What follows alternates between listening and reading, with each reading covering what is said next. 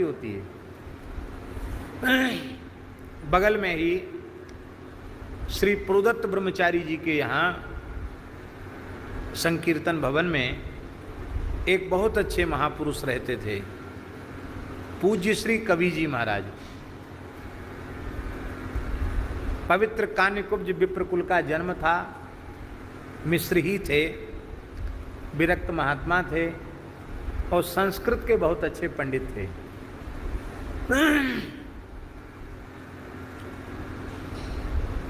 तो वो उनके नेत्रों में काला पानी उतर आया था, तो नेत्र ज्योति चली गई थी, सूरदास हो गए थे। तो फिर सब छोड़ के वो विरक्त हो गए और यहाँ पूज्य श्री प्रोदत्त ब्रह्मचारी जी ने उनको अपने यहाँ रखा था।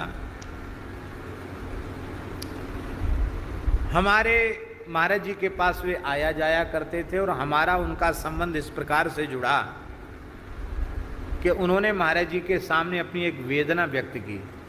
कवि जी महाराज हैं, उन्होंने कहा कि जब तक आंख हमारी थी तब तक हमने रामचरितमानस नहीं पढ़ा। क्यों? मेरे मन में था कि हिंदी की पुस्तक है, क्या पढ़ना, चौपाइयाँ हैं, सुनते ही रहते हैं, महत्व बुद्धि नहीं थी। लेकिन अब आंख जब चली गई, दिखना ही बंद हो गया। अब मैं रामचरितमानस सुनता हूँ तो मुझे पश्चाताप होता है कि मैंने रामचरितमानस नहीं पढ़ा। ये तो समस्त शास्त्रों का सार है, इसे जरूर पढ़ना चाहिए था। तो अब वृद्धावस्था तो मेरी है, लेकिन मैं रामचरितमानस कंठस्थ करके मरना चाहता हूँ, जिसमें मैं रामचरितमानस की पंक्तियाँ गुनगुनाता रहूँ, मेरा समय कट जाएगा। तो आप किसी ब्रह्मचारी बटुक को भेज दीजिए, वो हमको रामायण याद करावे और हम उसको कुछ पढ़ा देंगे, चाहे साहित्य पढ़ ले, चाहे हमसे व्याकरण पढ़ ले।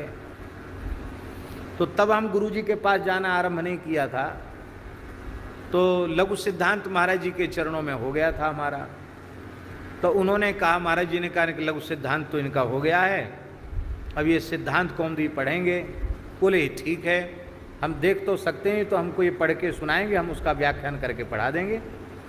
तो हम इनको सिद्धांत पढ़ाएंगे, ये हमको रामचरितमानस कंठस्थ कराएं। तो इस तरह से हमारा उनके पास जाना आना हो गया। जाना आना हो गया तो बड़ा प्रेम हो गया, वो हमसे बड़ा स्नेह करने लग गए। हम उनके कमरे में कभी सफाई वगैरह भी कर देते थे और कोई बात कहते तो उनकी सेवा कर देते। और संस्कृत पढ़ाने वाले सरल तो होते ही हैं, बड़े प्रसन्न होते थे, बहुत प्रसन्न होते थे। एक बार उन्होंने हमसे कहा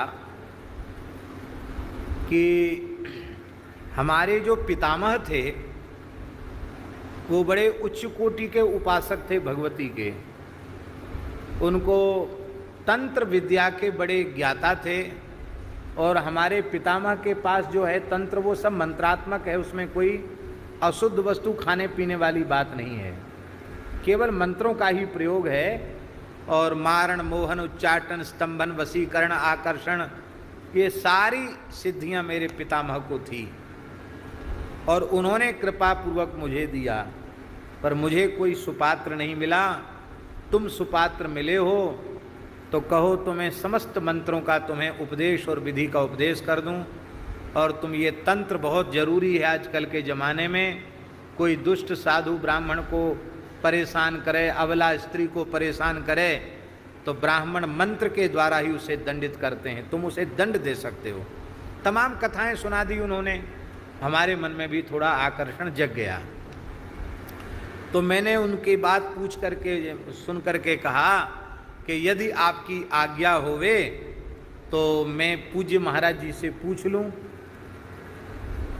क्योंकि हम उनके चरणों में रहते, उनकी बिना आज्ञा के हमें कुछ नहीं करना चाहिए। मैं महाराज जी से पूछ लूं? नहीं नहीं नहीं नहीं नहीं, महाराज जी से बिल्कुल मत पूछना, वे तो महात्मा हैं, वो तुम्हें इस प्रकार की विद्याओं को प्राप्त करने की सलाह ही नहीं देंगे। ये तो तुम्हारे पास व्यक्तिगत निधि रहेगी, मैं पढ़ाता हूं तुमको, ये भी ले लो। पर हमने उनको तो नहीं बोला, पर मन ही मन हमने ये निश्चय किया कि हम बिना महाराज जी से पूछे तो कुछ नहीं करेंगे। ऐसा मन में विचार कर लिया। लोभ तो जगा था कि ये मिल जाए हमको, लेकिन मन में ये हुआ कि महाराज जी से पूछेंगे पहले। जब हमने कुछ उत्तर नहीं दिया उनको कि पढ़ाओ न पढ़ाओ सुनाओ, उन्होंने कहा कि तुम्हारा लगता है, अरे महाराज बड़ी बड़ी नाक रगड़नी पड़ती तब कोई एक विद्या देता है, हम तुमको बिना तुम्हारे याचना के दे रहे हैं तो तुम बोले ही नहीं रहे हो। अरे भाई क्या बात हो गई, लगता है तुम्हें इसका प्रभाव मालूम नहीं है। रावण ने आकर्षण मंत्र के द्वारा अहिरावण को बुलाया था, और वो आकर्षण मंत्र भी मेरे पास हैं। ये मंत्र तुमको पढ़ा देंगे तो जिसका चिंतन करके जिसका आकर्षण करोगे वही आ जाएगा। राष्ट्रपति, प्रधानमंत्री, मुख्यमंत्री, जो चाहो सो लेन लग जाएगी। अधिकारी, ऑफिसर, सेठ, साहूकार, मंत्री, संतरी, जिसको चाहो दुनिया का बड़े से बड़ा आदमी तुम्हारे सामने आ जाएगा। बोले हम चमत्कार दिखाते हैं तुमको पहले अपनी विद्या का। तो अष्टमी थी, अष्टमी को हम नहीं आते थे उनके पास पढ़ने, अष्टमी और प्रतिपदा को। तो हमने कहा, बोले कि कल अष्टमी है, कल आओगे? हमने कि कल तो नहीं आएंगे, आपके कोई कार्य हो तो बताओ। बोले नहीं, काम कुछ नहीं है, पर हम अपने मंत्र बल से कल तुमको बुलाएंगे, देखते हैं तुम आते हो कि नहीं आते हो। तो हमने हंसकर कहा कि हम तो बिल्कुल नहीं आएंगे। बोले हम तो बुलाएंगे। हमने कहा हम बिल्कुल नहीं आएंगे। कह हम तो बुलाएंगे। तो हमने कहा देखते हैं किसकी बात रहती है, आपकी रहती कि हमारी रहती। अब कुछ भी हो जाए, कल तो हम नहीं ही आएंगे, कह के हम चले गए। और अष्टमी तिथि की सत्य घटना सुना रहा हूं अपने जीवन की। अष्टमी तिथि थी, सायंकालीन संध्योपासन कर रहा था। अकस्मात मेरी बाएं भुजा में बहुत जोर का दर्द हुआ। अकस्मात इतनी असह्य पीड़ा हुई इसमें कि बिल्कुल फट जाएगी, ये कंधा फट जाएगा। और हमको उन्हीं की याद आने लगी, कबीर जी की। और बंदर तो वैसे ही वृंदावन में रहते ही हैं, और छत पर बैठकर हम संध्या कर रहे थे। माला, झोली, पंचपात्र, आसन सब छोड़ के, बीच में ही माला जब छोड़ करके पागल की तरह हम दौड़ करके उनके पास पहुंचे। ज्यादा दूर भी नहीं, बगल में ही, सुदामा कुटी से कितनी दूर है। दौड़कर जैसे ही हम उनके पास पहुंचे तो हमने देखा वो स्फटिक की माला पर जप कर रहे थे। जैसे ही हम उनके निकट पहुंचते मेरा दर्द खत्म, जैसे जादू मंत्र छू मंत्र हो जाए, दर्द छू मंत्र, एकदम स्वस्थ, दिमाग ठीक हो गया। कहते ना झक्की सी खुल गई, ऐसी हो गया। हंस करके बोलते हैं वो कवि जी महाराज, बोले बंदर माला झोली उठा ले जाएगा, बाद में बात करेंगे, पहले अपना सामान ठीक करके आओ। माला भी पूरी करके नहीं आए, माला तो पूरी करके आते। तो चमत्कार को नमस्कार। मैंने कहा विलक्षण चमत्कार देखा। वहाँ हम जो कुछ कर रहे सब इन्होंने देख लिया, बड़ा मंत्र का प्रभाव है। आए हम, फिर जब पूरा किया संध्या के पात्र भगवान की दया से इतने जल्दी आए गए कि बंदर नहीं आ पाया, बंदर नहीं आ पाया।